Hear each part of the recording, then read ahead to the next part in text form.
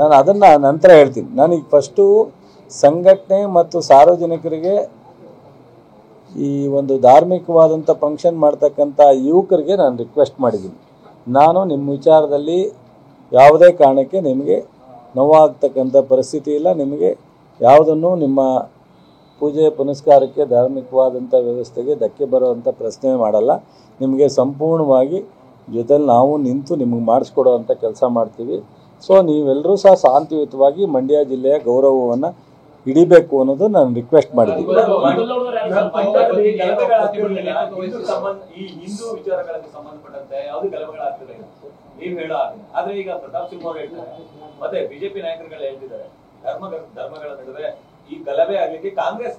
ಇಲ್ಲ, ಇದು ಸ್ಟಾರ್ಟ್ ಆಗಲಿಕ್ಕೆ ಪ್ರತಾಪ್ ಸಿಂಗ್ನಂಥ ಕೆಲವು ಕಿಡಿಗೇಡಿಗಳು ಕಾರಣ,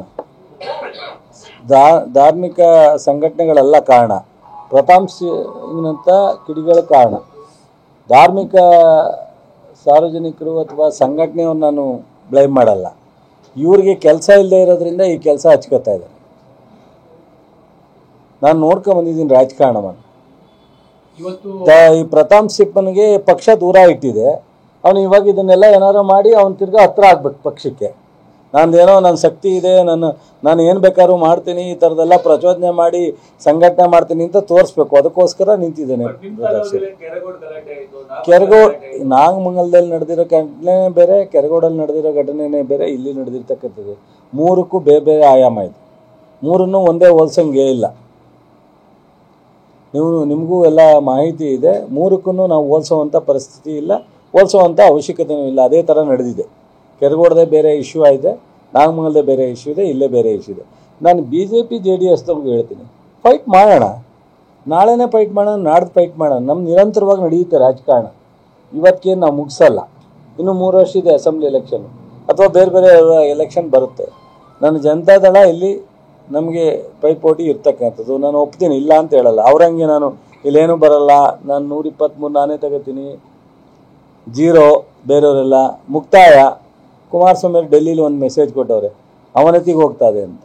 ಪಾಪ ಅದಕ್ಕೆ ನಮ್ಮ ಮುಖ್ಯಮಂತ್ರಿಯವರು ಅಲ್ಲೇ ಹೇಳಿದ್ರು, JDS ಅವನತಿಗೆ ಹೋಗ್ತಾ ಇರೋದು ತಪ್ಸೋಕ್ಕೆ ಹೇಳಿ ಫಸ್ಟು, ಆಮೇಲೆ ಕಾಂಗ್ರೆಸ್ ಅವನತಿನ ನೋಡಲಿ ಅಂತ. ಈ ಥರದ್ದೆಲ್ಲ ಮಾತಾಡೋದನ್ನು ನನಗೆ ಮಾತಾಡೋಕ್ಕೆ ಇಷ್ಟ ಆಗಲ್ಲ. ಮಾತಾಡೋಕ್ಕೆ ನನಗೂ ಬರುತ್ತೆ.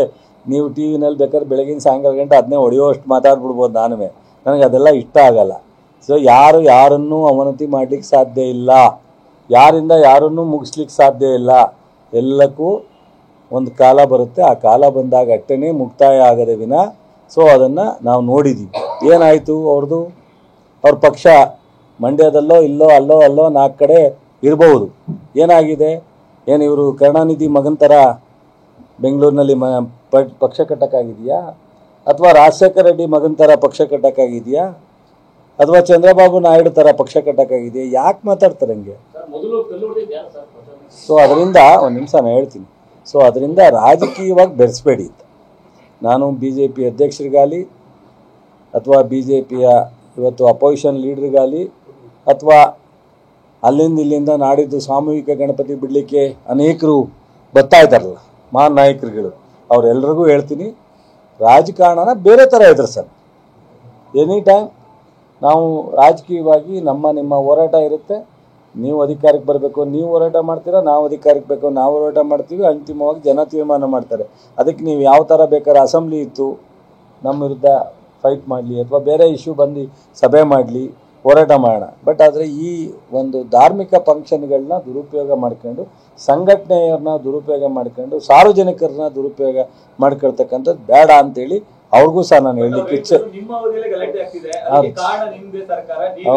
ಹೌದು, ಅವಧಿನಲ್ಲಿ ನಮ್ಮದೇ ಗಲಾಟೆ ಆಗಿರತಕ್ಕಂಥದ್ದು. ಇದಕ್ಕೆ ನೀವು ಕಾರಣಕರ್ತರಾಗಬೇಡಿ ಅಂತ ನಾನು ಹೇಳ್ತಾ ಇದ್ದೀನಿ. ಇದಕ್ಕೆ BJP ಮತ್ತು ಜನತಾದಳದವ್ರು ಕಾರಣಕರ್ತರಾಗಬೇಡಿ. ಈಗ ನೆನ್ನೆ ನಡೀತು ಇನ್ಸಿಡೆಂಟು, ಅವ್ರ ಮೇಲೆ ನಾವು ಕ್ರಮ ತಗೊಂಡಿದ್ದೀವಿ. 21 ಜನರಲ್ಲಿ ಮುಂದುವರೆದು ಎನ್ಕ್ವೈರಿ ಮಾಡಿ ವಿತಿನ್ ದಿ ಟೈಮ್ ಒಳಗೆ ಮಾಡ್ತೀವಿ. ಇವತ್ತು ಯಾಕೆ ಬೇಕಿತ್ತು? ಇವತ್ತು ಯಾರಿಗೆ ಜನ ಸೇರಿಸಿದ್ರು? ನಾಳೆ ಬಂದು ಆಗ್ತಾ ಇರೋದು ಯಾರು ಪ್ರಚೋದನೆಯಿಂದ? ನಾಡು ಸಾಮೂಹಿಕ ಗಣಪತಿಗೆ ಇವ್ರು ಬಂದು ಇದು ಮೊದಲೇ ಹೇಳಿ ಫಿಕ್ಸ್ ಮಾಡಿದ್ರಾ? ಒಂದು ನಿಮಿಷ, ಏನಂಗಾರೆ ಏನು ಹಿಂದತ್ವ ಇವ್ರ ಜೋಬಲ್ಲಿ ಇದೆಯಾ? ಹಂಗಾರೆ ನಾವೆಲ್ಲ ಯಾರು ಇಲ್ಲಿ ಕೂತಿರೋರು ಯಾರು?